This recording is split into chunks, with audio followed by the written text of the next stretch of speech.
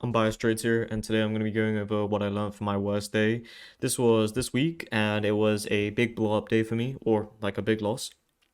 And I just want to take you through what I learned from it. Ironically, it was the same issue that I had about a month ago, which caused this. And obviously, I haven't fixed the issue, but I am bringing it back to the front of my mind, my focus, and I really need to work on this. So I'm doing a video to demonstrate you, and you guys can see what my issue was, and maybe it's your issue, maybe you have something else. But you should always be doing this. On the weekends, you should be evaluating, seeing how you did in the week, what's your weaknesses, and all that kind of stuff, right? So, yeah, let's get into this.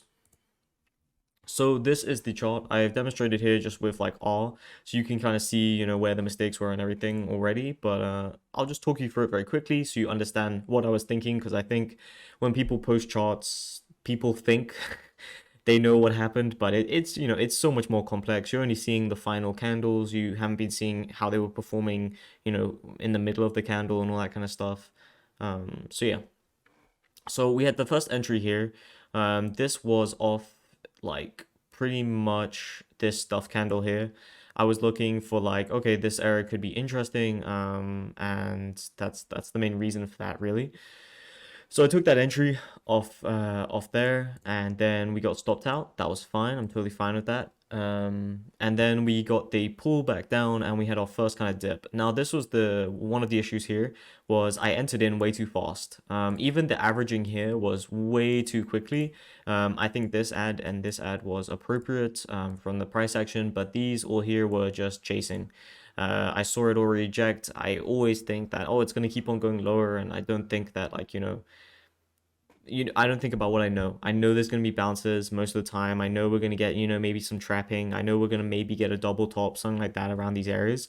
So that's what I should have been focused on, but entered too early. That's fine. I took a 1 hour loss on that.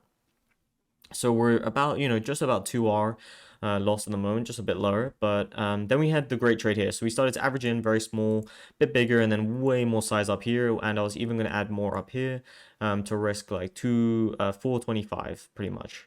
So we had nice averaging. It was a bit early, but that's okay. A great cover here at VWAP. I knew we are going to get probably like a little bounce, so I wanted to cover a lot here.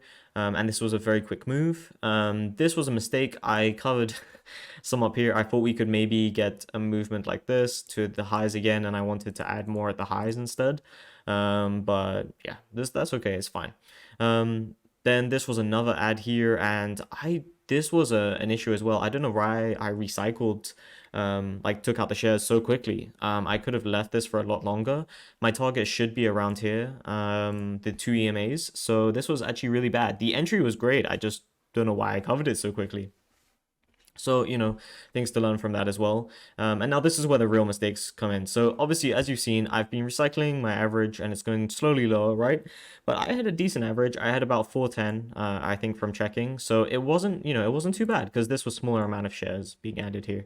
And then I saw this level at 404 that was really holding. That was a lot of buyers, and I knew if this broke and it took its liquidity, it's going to dump. And I was correct, but I market ordered straight into this dump, and I got filled, as you can see, exactly at the bottom. So just to show you, my average went from up here to just straight, like really, really, really low in an area that I just wasn't comfortable with. But instead of realizing that and realizing that's unlucky, I shouldn't have market ordered. That's really unlucky. I got filled at the bottom. I should just cut this trade now and just deal with like a small bit of profit.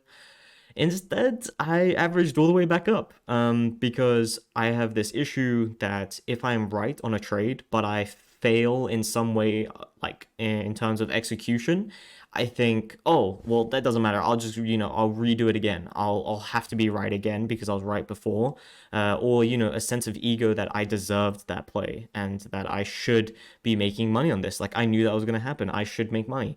But that's just not possible. You can be right in the moment, but timing is a huge thing in day trading. You could be right for 5 seconds, and then after that 5 seconds, you're wrong. You have to just accept that you were right, maybe only for 5 seconds.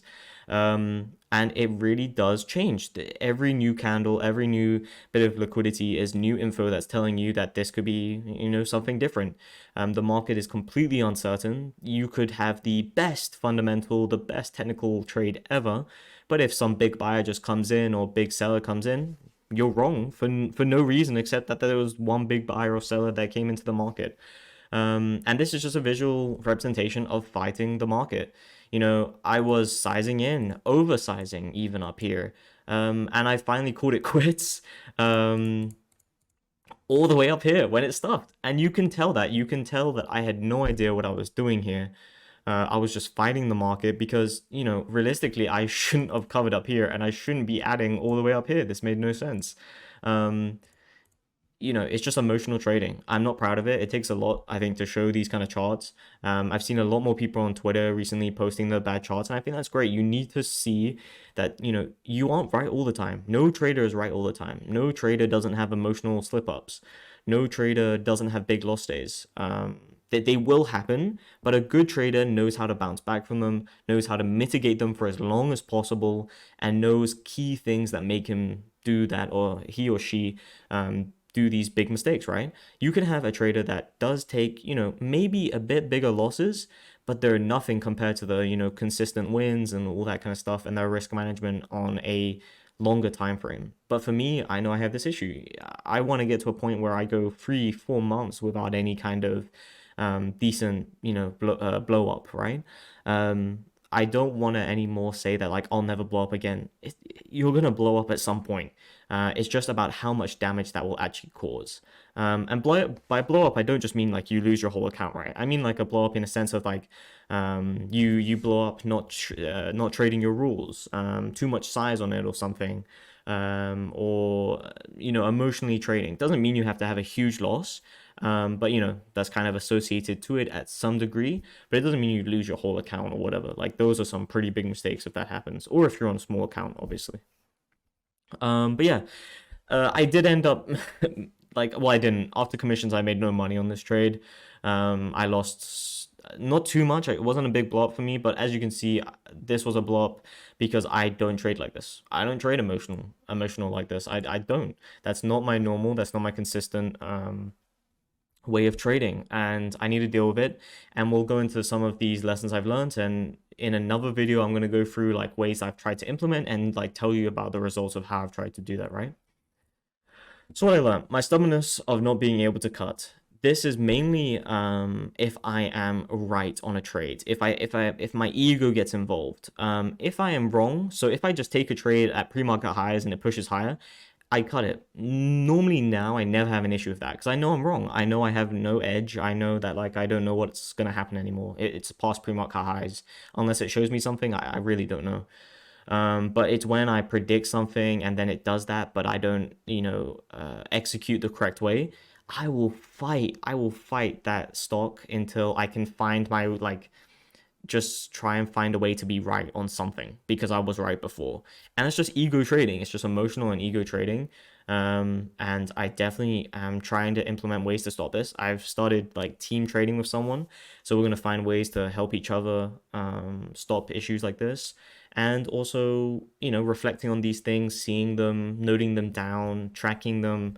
It's really important to see what kind of things lead up to this. So I've even started a little journal on how I feel in the morning based off like things I can say yes or no to. Not just, am I feeling 10 out of 10 today? That's very hard to track realistically. So I'm putting things like, how rested do I feel? Do I feel, like yes or no? Do I feel tired or do I feel rested? Have I had my workout or, did I have a fight with someone? Stuff like that. You can just say yes or no to and keep track of those kind of things and see what things do trigger you the most and what things maybe you don't need to worry about too much, maybe you're over filtering, for example. And then another thing is blindly following levels. I do have this issue. Once I go on a win streak, because my brain is seeing these levels work for me consistently, I forget about all these other things I look at. I'll just become relaxed on the day and think, oh, I'll just short here at this level that I know works. And, oh, I didn't check volume. Or, oh, I didn't check tape. Or, oh, this actually has really good news or something, stuff like that. Like I become complacent. And that's an issue for me at the moment. It's very hard to consistently be on your A game and constantly you need to remind yourself that you could lose all your money in one day. You need to be focused. You can't just wander into the markets and know something's going to work because it's worked before. It doesn't work like that. You know you possibly have an edge, but you can't just blindly go into it. And I think that's why, day trading isn't actually as amazing as people think. People think you find a strategy and, oh, there you go, you've made money, you're gonna be a millionaire and stuff. It's not like that. It's a performance athlete kind of mindset. You could be amazing, you could win the Olympics, but next year doesn't mean you're gonna win the Olympics again. You're gonna have to keep on putting in that hard work. You're gonna have to keep on getting better. You're gonna have to keep on adjusting, adapting. And that's pretty much the message I just want to put with this video, is that you need to be focusing on these things. And I think most of trading is psychological. You need to be aware of your mind. So I hope you put some work in this weekend and find out stuff like this about your trading. And I hope you find it comforting that, like, there's other people failing as much as you, or maybe you're doing better than me. And this just reminds you that those are those days that can happen. So thank you for watching.